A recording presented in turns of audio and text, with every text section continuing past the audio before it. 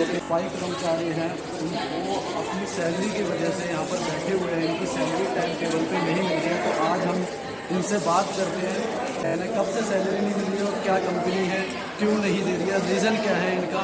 तो इनसे आज बात करते हैं। अगर आप यहाँ पर बैठे हुए हो, कब से आपकी सैलरी नहीं मिल रही है? 2 महीने से 2 महीने से सैलरी नहीं। तो आपके सीनियर हैं, उनसे बात करिए। आप सबसे बात करी, किसी ने नहीं सुनी। क्या नाम है आपका? अच्छा, आपको कितने दिन से परेशानी हो रही है? यहाँ पे मैं तो समर्थन में आई हूँ। ये महिलाओं को कम से कम 1.5-2 महीने से दिक्कत हुई है और आपके ही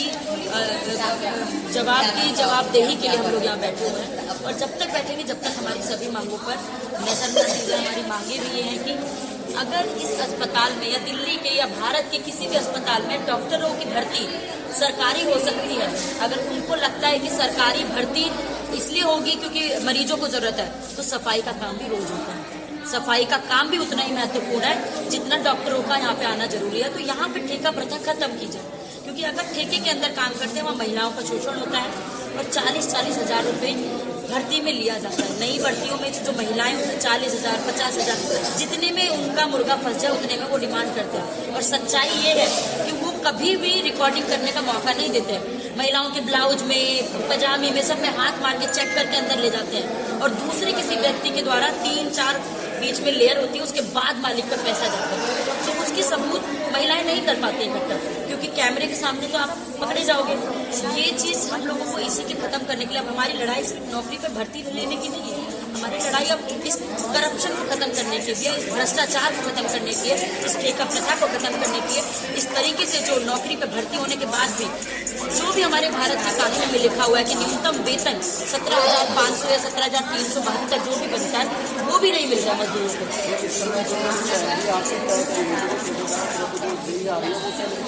सैलरी हमारे दबाव में, आंदोलन के दबाव में पूरे 4-4 साल से महिलाएं इस अस्पताल में काम कर रही है। कोई नई महिलाएं आई हैं, कोई 1 साल पहले भर्ती हुई हैं, कभी भी पूरी सैलरी नहीं मिली।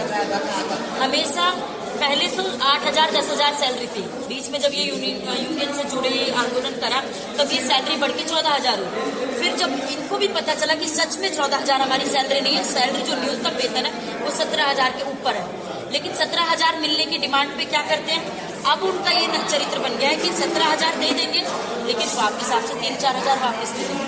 यानी कि आपके पास कोई सबूत नहीं छोड़ते कि आपको हमने पूरा सैलरी नहीं दिया। 17,000 जो सैलरी है प्लस में 17,000 से वो सैलरी दे देंगे, लेकिन बाद में वापस 3,000, 4,000 ले लेंगे। वो ना तो हमें चेक के माध्यम से देना, ना तो कोई ऑनलाइन माध्यम से देना, वो कैश देना। ये यहाँ का नियम इन्होंने बना रखा, किसी भी कैमरे के सामने नहीं। कहा ना मैंने, सारा बदन चेक कर लेंगे कि आप कुछ रिकॉर्डिंग तो नहीं कर रहे हैं, तब आपको किसी दूर जाके पैसा देना। इस तरीके का भ्रष्टाचार चल रहा है और यहाँ के एमडी साहब भी इसमें इन्वॉल्व है। तभी आज हमारे कुछ सीनियर जो इन आंदोलनों में जो जुड़े हुए हैं वो आगे आज बात करना चाहते थे मजदूरों के पक्ष की, कि आके एमडी साहब बताए तो क्यों नहीं हमारी सुनवाई हो रही है। कि सैलरी हम लोग आंदोलन में बैठे 1.5 महीने से सैलरी नहीं आई है, तो कल ही उन्हें सैलरी भेज दिया डर के कारण कि ये लोग आंदोलन तोड़ दे, आंदोलन को खत्म कर दे, कि सैलरी का मुद्दा है, सैलरी मिल जाएगी तो ये काम पे करने लग जाए। लेकिन मैंने कहा, पहले भी बातों में कहा कि हम सिर्फ सैलरी पाके नौकरी पे लगने की लड़ाई नहीं लड़ रहे हैं। हमारी लड़ाई पूरे दिल्ली के, पूरे भारत के जो करप्शन है, पूरा भ्रष्टाचार है, पूरा ठेका प्रथा को खत्म करने की है। और ये लड़ाई हम लड़ेंगे जब तक हम जीत नहीं जाते, तब तक हम यहाँ बैठे रहेंगे। और यही बात मैं कहूंगी कि जितने भी मंत्री हैं किसी भी पोस्ट पे, उन लोगों को हमारे आके यहाँ पे बात सुननी पड़ेगी, क्योंकि अगर वो चुप है और वो चुप्पी नहीं तोड़ रहे हैं तो यानी कि वो भी करप्शन में इसमें शामिल है। हम यही मानते हैं। जो यहाँ पर आप लोगों के साथ सुपरवाइजर वो भी सारे लोग शोषण कर रहे हैं। बिल्कुल शोषण कर रहे हैं। यहाँ पे अलग अलग नाम महिलाओं ने अलग अलग समय पे उठाए हैं।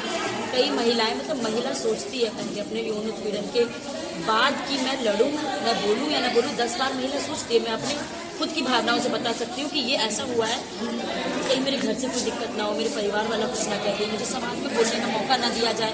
मतलब महिलाएं बड़े डर के ये कदम उठाती हैं, और जब वो कदम उठा रही हैं उसके बाद उनके साथ क्या होता है, उनको मारने की धमकी दी जा रही है, उनको अलग अलग तरीके से फोन किया जा रहा है।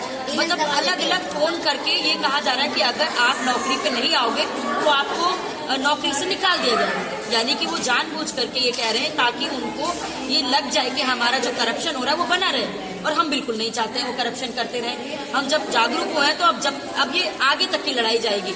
अभी भी आज इस सफाई कर्मचारी का जो मालिक है, जो इस टेंडर को चला रहा है, इसका टेंडर, एक बात और बता दूं, इसका टेंडर दिल्ली के अलग अलग अस्पतालों में, हो सकता है दिल्ली के बाहर भी हो, मुझे नहीं मालूम, लेकिन दिल्ली की बात मैं कर रही हूँ, दिल्ली के अलग अलग अस्पतालों में अलग अलग नाम से डाला गया। तो एक आध नाम आपको पता है जिस नाम से ये टेंडर डाला जैसे गया कि मैं मालिक का नाम बता देती हूँ, शशि शर्मा नाम है उसका, आदर्श के नाम से डाला।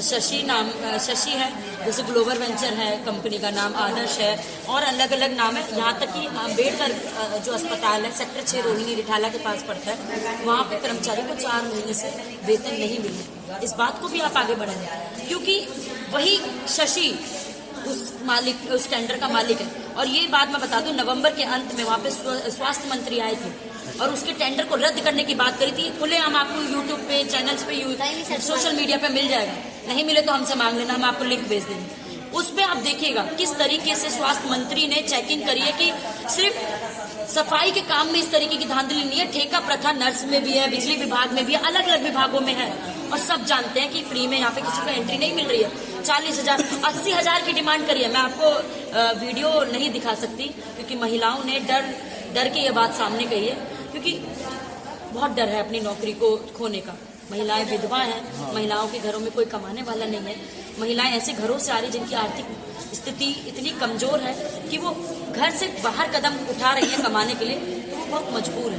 तो अपने इतनी महंगाई में ये धरना प्रदर्शन है, जब तक आप जीत नहीं जाते, जब तक बैठे रहोगे, आपकी सैलरी के अलावा भी आप कह रहे हो इलेक्ट्रिक वालों की भी सैलरी नहीं दी जा रही? बिल्कुल नहीं दी जा रही है, उनकी सैलरी रोकी हुई है, उनके बारे में कोई नहीं पूछ रहा है। और ये हकीकत है, मैं किसी का नाम नहीं लूंगी, किसी से मेरी किसी की दुश्मनी नहीं है, लेकिन हकीकत है कि वो भी मजदूर साथी है। यहाँ पे जो एनओ का काम करते हैं उनसे भी कभी जाके कोई पूछ ले। मैं तो चाहती हूँ हमारे देश का मीडिया क्या कर रहा है आके पूछे, जन जन की बातें सुने कि क्या हो रहा है इस देश में। सबको पता है करप्शन हो रहा है, लेकिन करप्शन कहाँ से पकड़ा जा रहा है कोई इसकी हिम्मत नहीं रख रहा है पूछने।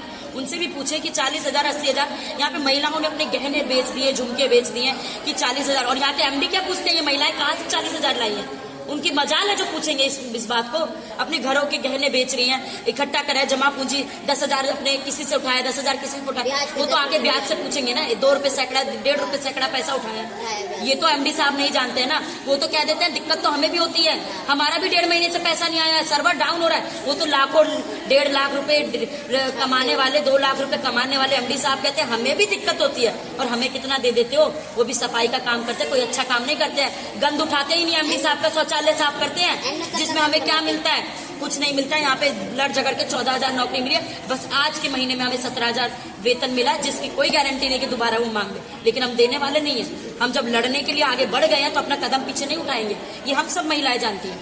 हमें भी आगे लड़ना है और सिर्फ हमारी नौकरी तक लग जाने तक की लड़ाई नहीं है, हमारी लड़ाई आगे तक जाएगी। ये ठेका कंपनी रद्द होनी चाहिए, दिल्ली के हर अस्पताल में होनी चाहिए, भारत के हर अस्पताल में होनी चाहिए। ठेका कंपनी बीच में आती है, वहीं पे हमें कमजोर बनाती है, वहीं पे ठेका कंपनी करप्शन को बहुत बड़े संख्या में बढ़ाती है। और ये ठेका कंपनी हर सरकार को सोचना भी पड़ेगा कि किस तरीके से इस तरीके की बातें चल रही हैं, हर इलाके में चल रही है। ठेका कंपनी खत्म होगी तो हो सकता है सरकारी कंपनी के द्वारा इनकी नौकरी भी पक्की और सुनिश्चित की जाए। हर बार ये डर ना हो कि कंपनी 3 साल बाद बदल रही है, 6 महीने बाद बदल रही है, फिर हमें 15,000 30,000 20,000 पैसा देना पड़ेगा। तो ये हकीकत है।